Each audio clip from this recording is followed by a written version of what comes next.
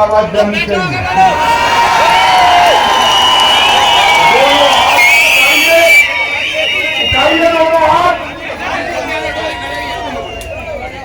विजय के संकल्प की मुट्ठी पीछे और प्रचंड आवाज से बोलिए,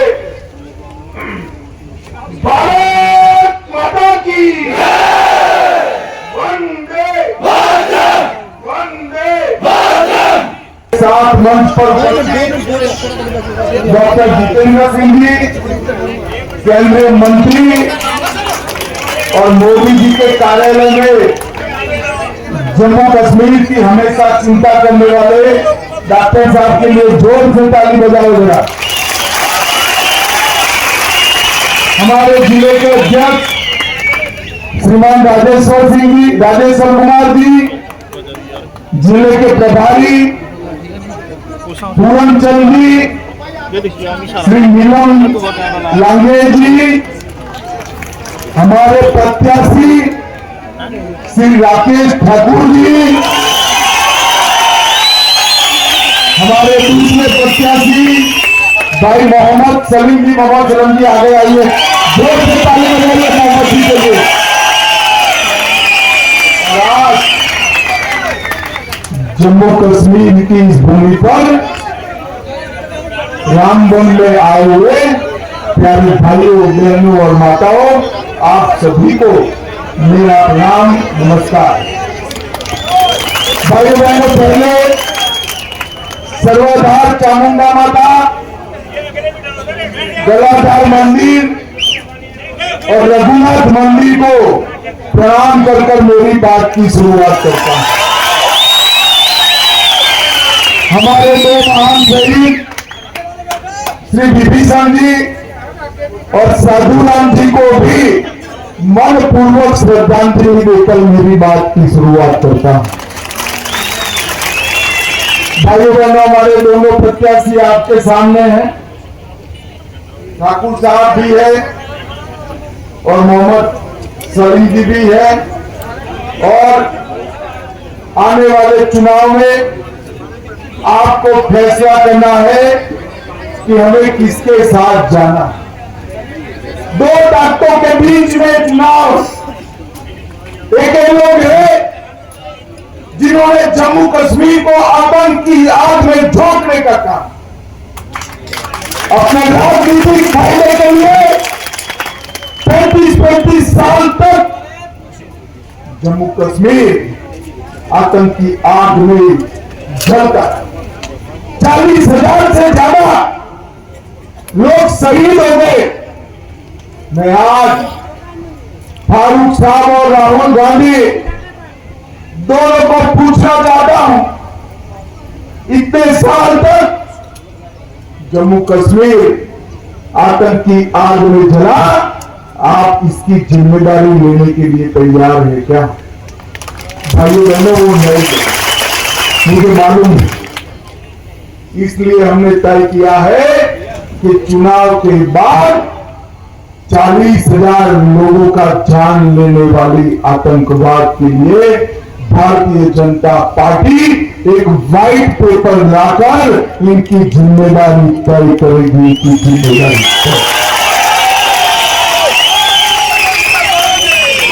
और आज भी नेशनल कॉन्फ्रेंस का एजेंडा आप देखिए, जिसका राहुल गांधी ने समर्थन किया। क्या एजेंडा? वो कहते हैं कि नेशनल कॉन्फ्रेंस फिर से एक बार जम्मू कश्मीर में दूसरा झंडा लाने का काम करेगी। रामबन वालों, मुझे बताओ, दूसरा झंडा चाहिए क्या आपको? चाहिए क्या? अरे राहुल बाबा, कितना भी जोर लगा दो, जम्मू कश्मीर में अब एक ही झंडा रहेगा, हमारा प्यारा तिरंगा। ये लोग धारा 370 और 35A वापिस लाना चाहते हैं। आप इससे सहमत हो क्या? मैं रामबन की भूमि से घाटी के भाइयों को भी, विशेषकर मुस्लिम भाइयों को भी, बहनों को भी पूछना चाहिए, क्या दिया 370 और 35 से? गरीबी, भूखमरी, ठंड, बेरोजगारी, गुर्बत और आतंकवाद, ये सारे जो 370 के बेनिफिशियरी है, वो घाटी का या यहाँ का ना मुसलमान है, ना हिंदू है, ना बौद्ध है, ना सिख है।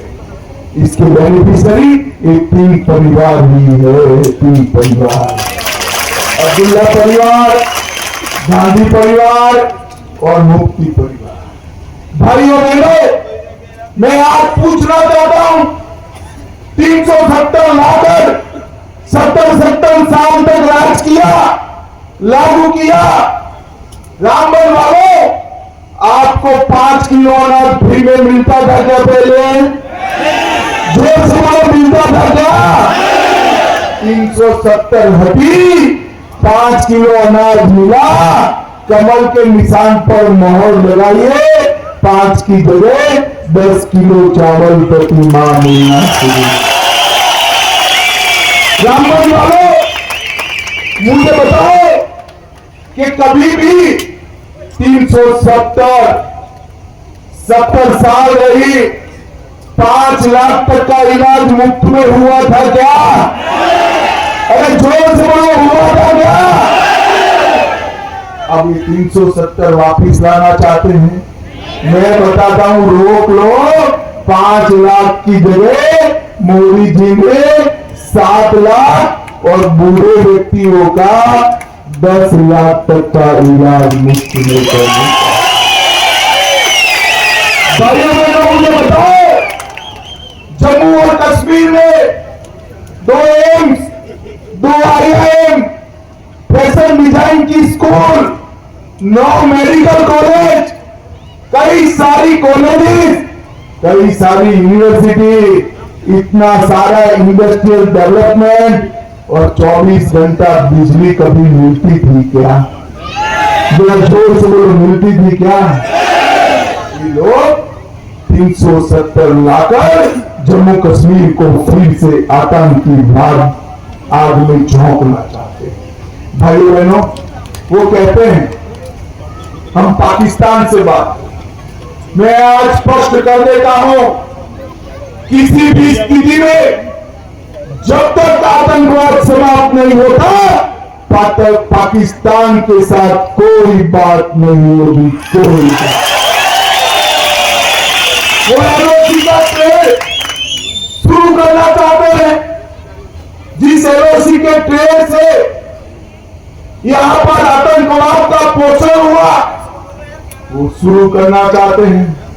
मैं बताता हूं, उमर अब्दुल्ला, कितने भी साल मेहनत कर लो, जब तक आतंकवाद को पाताल तक दफन नहीं करेंगे, ट्रेड चालू नहीं होगा।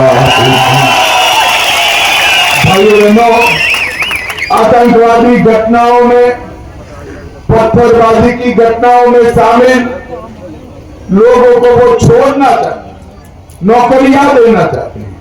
मैं आज बताकर जाता हूं, जो हाथ में लैपटॉप और तिरंगा लेकर आएगा, इसके लिए मोदी जी ने नौकरी की व्यवस्था की है, और जिसके हाथ में बंदूक होगी, इसके लिए जेल की सलाखें भी तैयार रखी। भाई बहनों, वो हमने बूढ़ बकरवाल को, पहाड़ियों को, दलितों को आरक्षण दिया, माताओं बहनों को इसका अधिकार दिया।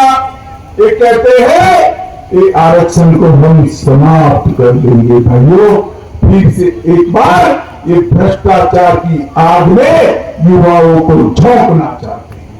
मैं आज कहना चाहता हूं कि जम्मू कश्मीर में ये विभाजनकारी प्रवृत्तियां अब हम नहीं चलने देंगे।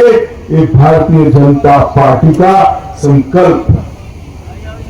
मैं आज यहां से फारूक साहब को पूछना चाहता हूं। फारूक साहब, शेख अब्दुल्ला के समय से आप कहीं न कहीं सत्ता में रहे, आपके बेटे उमर साहब भी रहे, आप भी रहे। आतंकवाद होता था, तब आप कहां होते? भाइयों बहनों, जम्मू और कश्मीर में आतंकवाद चरम सीमा पर था। अब्दुल्ला परिवार लंदन में मौज मस्ती कर रहा था, मौज मस्ती। मुझे बताओ, ये लोगों को अधिकार है जम्मू कश्मीर के वोट प्राप्त करने का, जो आतंक की आग में झोंककर चले गए। यहां के युवाओं के हाथ में दो बंदूकें और हथियार पकड़ाई, अपने बच्चों को लंदन और दुबई में पढ़ा लिखा कर तैयार किया, क्योंकि सत्ता का सुख भोग सके। मगर अब नहीं होगा। अब पंचायती राज मोदी जी लेकर आए हैं। ग्राम पंचायत, तहसील पंचायत, जिला पंचायत, 30,000 युवाओं को चुने हुए प्रतिनिधि बनने का मौका हमारे नरेंद्र मोदी जी। भाइयों बहनों, सबका साथ सबका विकास, इस सूत्र के आधार पर मोदी जी आगे बढ़ रहे हैं।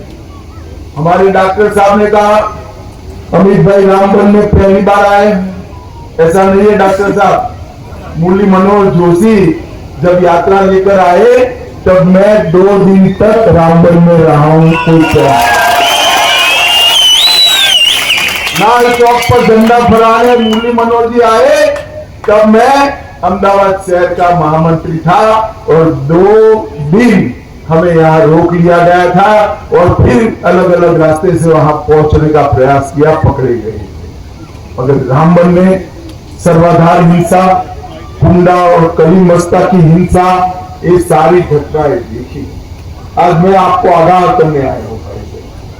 फिर से एक बार आतंकवाद का एजेंडा लेकर नेशनल कॉन्फ्रेंस के नेता उमर अब्दुल्ला आए हैं और हमें कहते हैं नेशनल कॉन्फ्रेंस की जो बेइज्जती करेगा हम उसकी जान ले लेंगे। अरे उमर साहब, किसको डराते हो गए? भाजपा वाले आपकी धमकियों से नहीं डरते हैं, हम हमेशा देश के लिए जान देने के लिए। आपने कत्ल तो किया जम्मू कश्मीर के विकास का, आपने कत्ल किया जम्मू कश्मीर के युवाओं के भविष्य का, आपने कत्ल किया मेरे पहाड़ी, बकरवाल और गुर्जर भाइयों का आरक्षण छीनकर, माताओं बहनों का आरक्षण छीनकर उनके भविष्य का कत्ल किया था। अभी अभी कांग्रेस के बड़े नेता गृह मंत्री थे, महाराष्ट्र के बड़े नेता हैं, उन्होंने शिंदे साहब ने बयान दिया, गृह मंत्री वो थे तब उनको लाल चौक में जाने में डर लगता था। पढ़ा है आप लोगों ने? शिंदे साहब देश के गृह मंत्री थे, उन्होंने स्टेटमेंट दिया कि लाल चौक जाने में उनको डर लगता था। अरे शिंदे साहब, अब आ जाइए, बच्चों के साथ, पोते पोती के साथ लाल चौक सैर कर लीजिए, कोई आपका बार बाता नहीं। हमने कश्मीर को सुरक्षित किया है।